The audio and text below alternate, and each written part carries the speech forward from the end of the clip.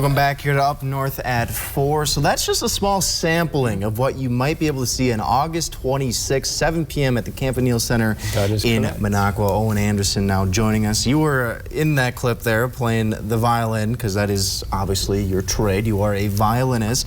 I'm curious though, yes, when did you begin playing violin? I was 5 years old. Really? And it was very much not by choice. And I did not like it at all.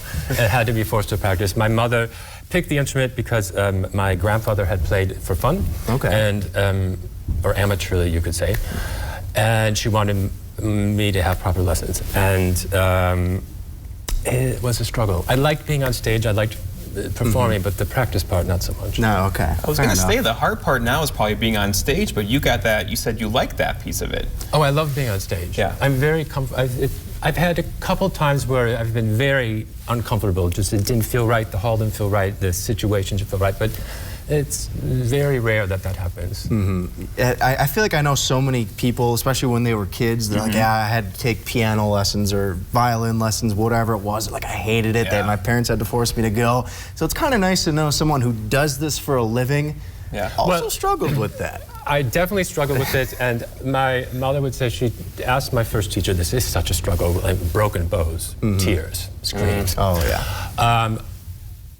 But she heard an interview with Isak Proman, and the Proman said, if the kid has some talent, stick with it. And she asked my teacher, and my teacher said, stick with it, he has some talent here. So no, I'm not supposed to look at a camera.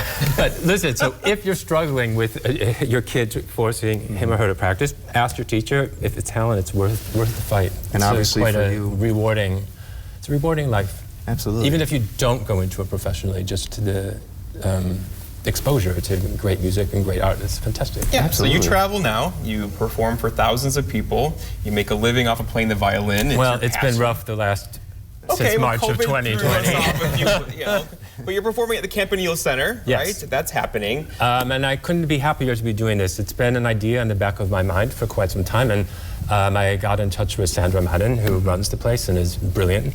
And she has quite an extensive history in classical presentation throughout not only Wisconsin, but Colorado. And we had a wonderful hour-long meeting and came up with a program we thought would work, and they've been wonderfully supportive in trying to make this happen. It's successful. Absolutely. And you're obviously part of this program as well. Can you tell us a little bit about what is going on at the Campanile later this month? Well, this program I'm in, along with, I mean, you saw other musicians in that clip.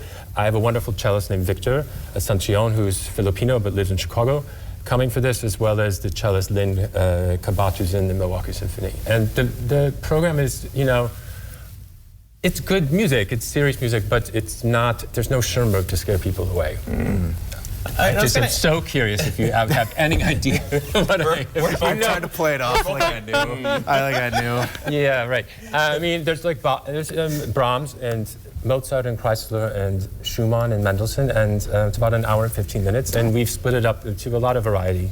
Okay. So I was going to say, are there certain instruments that pair well with the violin? Certainly piano and all of the other strings. There's a lot of good repertoire for, that works in clarinet and percussion. Trumpet, not so much. Yeah, fair enough. Yeah. What do you play? None. Zero. I did drums. I tried the saxophone. It didn't work. You know, I just couldn't do it. I can't picture you trying to play saxophone. Like that makes sense, that reed thing, it vibrates, you know, and it made me laugh every time it tickled. So I couldn't do it. Legitimate. You are a grown child. I swear. I swear. I tried though. But this is obviously bringing a classical music scene here to the Northwoods. Exactly, and I thank you very much for having me on this program and playing some music and, you know, trying to get the word out that this is happening, because it's somewhat rare for a classical performance to be in the Northwoods. Yes, and hopefully it becomes a routine thing here, and we can hopefully build this scene a little more. I'm, you know, knocking on wood a little bit, of course, but Eoin, I appreciate you sitting down with us, and good luck with the show, of course. We'll be right back here on Up North at 4.